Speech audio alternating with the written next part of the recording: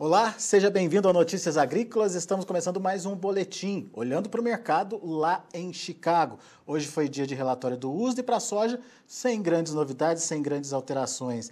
Mas o mercado começou a se preocupar ainda mais com a situação do acordo. As tentativas de acordo pareciam evoluir bem até semana passada, hoje parece que já deu uma reviravolta. Enfim, vamos entender o que está acontecendo com o mercado, que hoje, para a soja, fechou com queda de 7 pontos em média aí nos principais vencimentos. E quem nos ajuda nessa análise hoje é o Vlamir Brandalize, direto lá da Brandalize Consulting, direto lá de Curitiba, no Paraná. Bem-vindo, meu amigo. Obrigado mais uma vez pela participação conosco aqui no Notícias Agrícolas.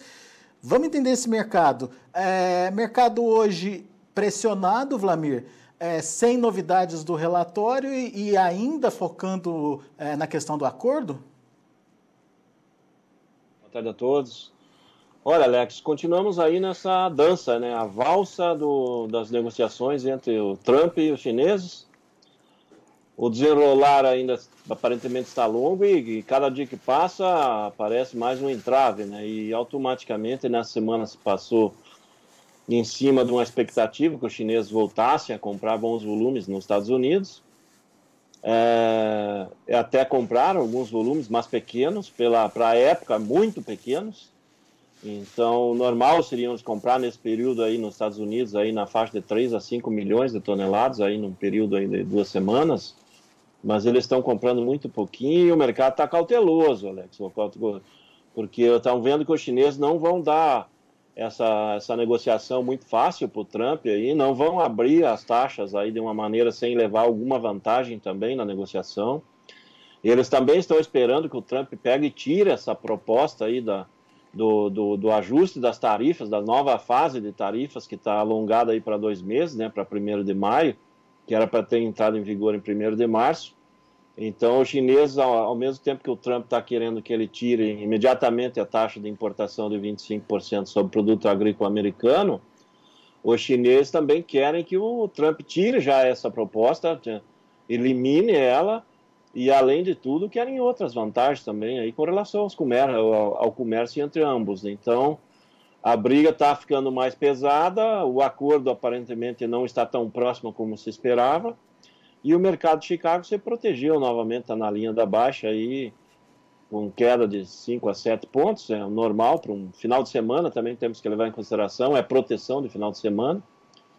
E outro fator importante, Alex, é que o mercado lá de Chicago começa a olhar que os chineses começaram a comprar soja aqui brasileira, para embarque em 2020, né? E estão agressivos no mercado. E hoje compraram alguns volumes, já compraram ontem e devem continuar comprando já para a safra 2020, para entrega fevereiro e março. É a época que normalmente eles teriam posições puxadas dos Estados Unidos. Então, eles já estão comprando lá na frente.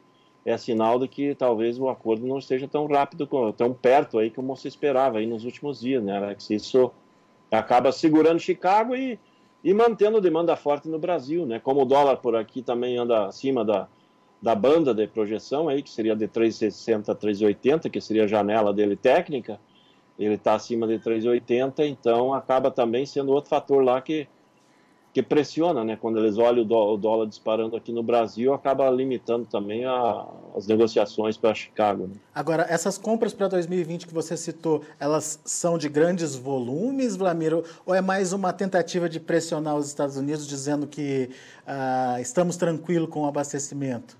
Não, ela começou a comprar volumes, são vários navios que foram negociados nos últimos dias e a tendência é continuar comprando. Então há compras de posições já em valores aí nos portos, nessa faixa que eu citei, na faixa de R$85 aí para entrega fevereiro e março e recebimento em abril.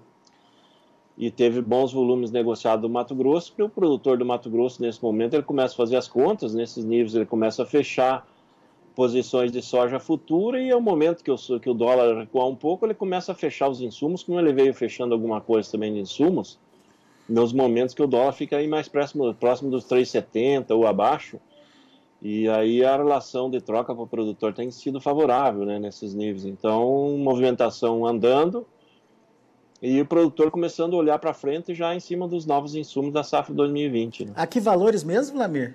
2020? Olha, hoje negociou R$ 85 em Paranaguá, para a soja colocada em Paranaguá entre fevereiro e março de 2020, pagamento em abril. Isso é bom, Vlamir? Olha, para aquele que faz uma relação de troca que está fazendo para garantir os insumos, na relação de troca é boa. Não quer dizer que a cotação venha a ser boa no futuro, mas para a troca, para o produtor, está sendo favorável. O mercado atual está quanto? Só para a boa. gente fazer uma comparação. Como é que O é? mercado atual está quanto? Só para a gente fazer uma comparação. Olha, o mercado disponível hoje, se fosse negociar em Paranaguá, ele começou o dia 79,5, a soja agora de março e pagamento em abril. E agora no final do dia, em função do Chicago mais fraco, o dólar também um pouco mais sensível para baixo, no final do dia aí os compradores em Paranaguá estão na faixa de R$ 79 aí na soja agora, disponível. Ou seja, está dando uma diferença de R$ 6. R$6. É isso mesmo. É ela bom, tá né? Dando uma banda, uma janela bem interessante aí para o produtor, principalmente para ele se basear aí para essas posições, para ele fazer insumos, né? Para ele ir garantindo o insumo com uma relação de troca favorável para ele. Mas você acredita, então, que é uma sinalização de que os chineses não estão muito confiantes num acordo, então, Vlamir? Olha, os chineses querem fazer o acordo, mas eles também não querem fazer o acordo que só beneficia os americanos, né? E, por enquanto, a pancada que o Trump está dando na mesa lá é basicamente para beneficiar eles, né? Porque ele não está dando nada em troca para os chineses. Ele só está dando o que ele vai dizer assim, ó, que não vou colocar mais tarifa sobre os produtos chineses. Na realidade, ele já colocou 10% de tarifa nos produtos chineses aí no ano passado, e agora vinha a nova fase aí de novos ajustes, mais 250 bilhões de dólares em produtos chineses em tarifas, que seriam tarifados, e ele, em princípio, só alongou aí para 2 meses de prazo essa entrada em vigor dessa nova fase, mas ele não garante que essa nova fase ela não vai entrar em vigor, ela vai ser eliminada a hora que sair o acordo.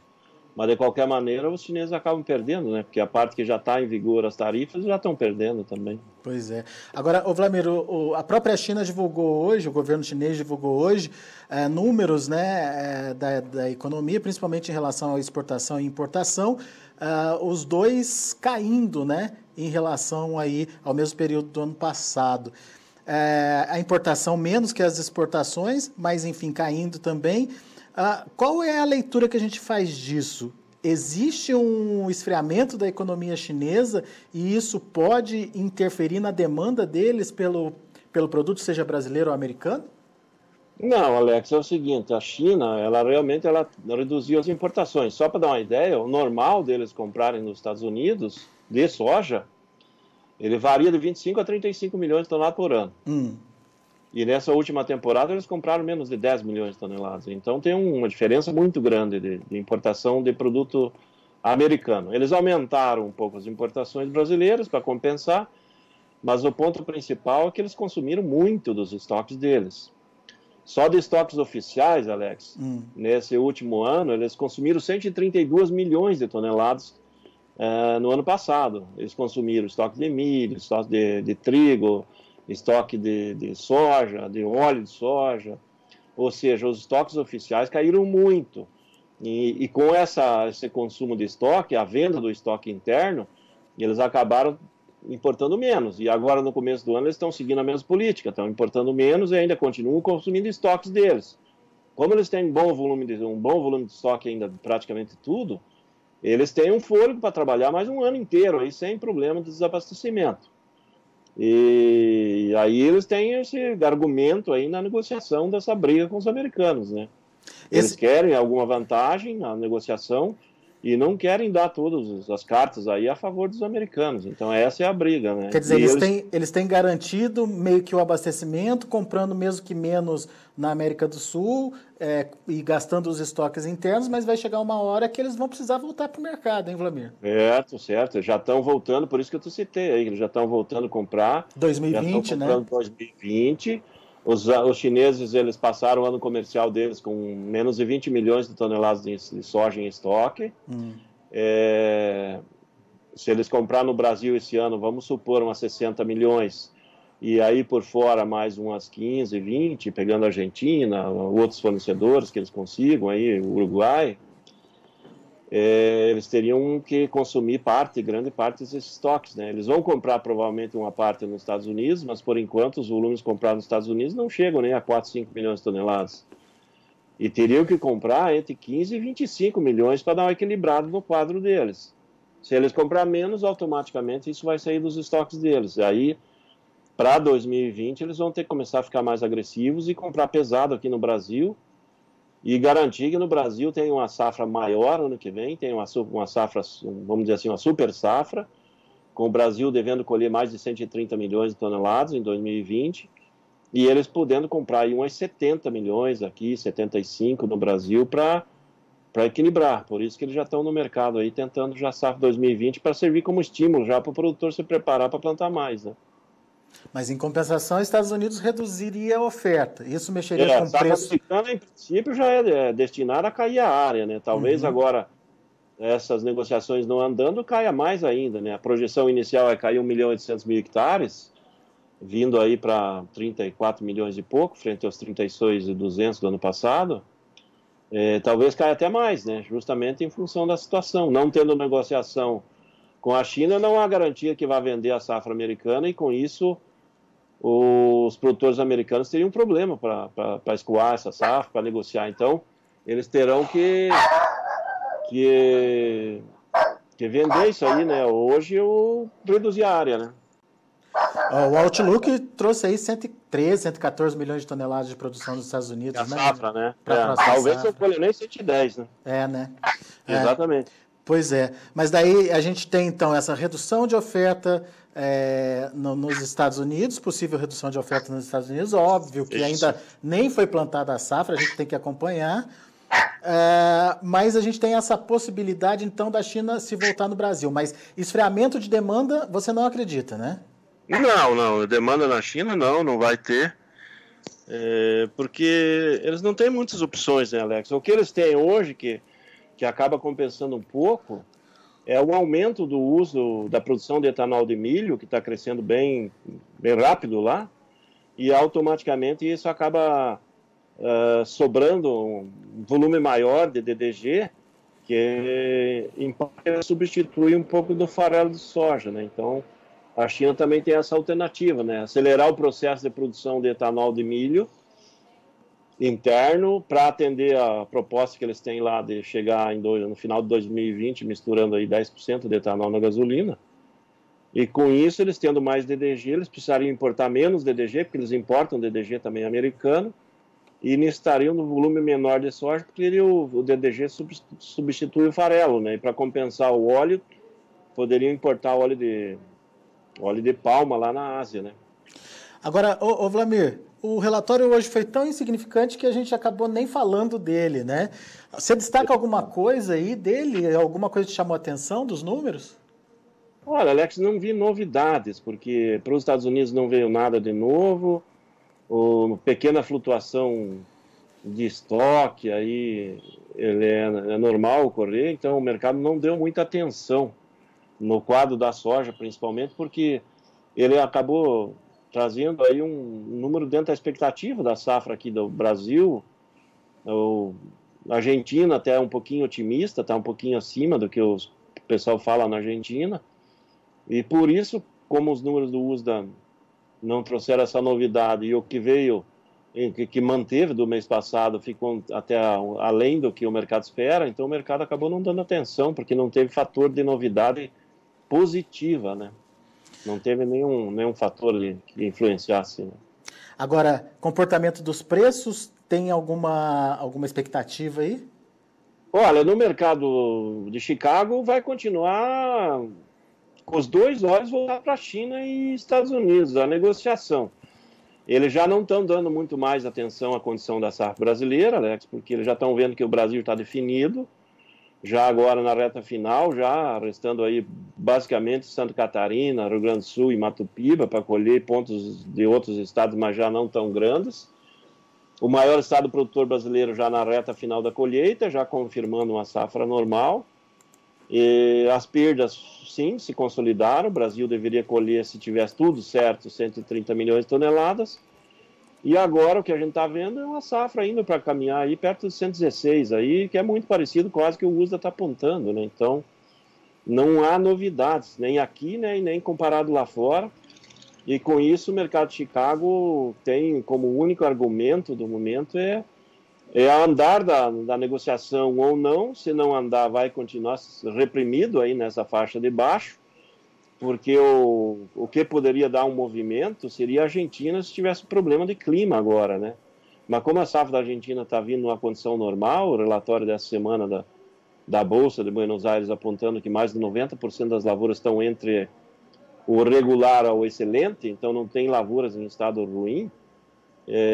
Então eles apontam que a safra é 53 milhões de toneladas, é uma safra normal, sem problema.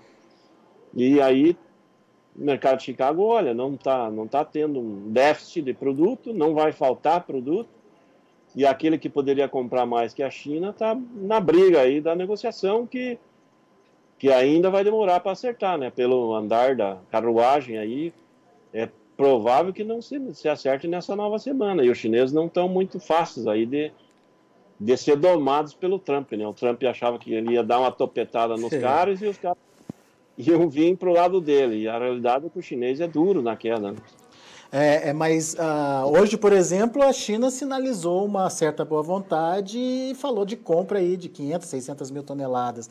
Mas é uma compra que não é imediata, né, Vlamir? É compra para setembro, se eu não me engano, não é isso? A compra da soja futura, já na boca da nova safra americana. Os volumes aí confirmados, pouco mais de 300 mil toneladas, com possibilidade de chegar a 600. Então, isso para o mercado não é nada. Isso aí, o mercado vê que é um aceno dos chineses, que eles continuam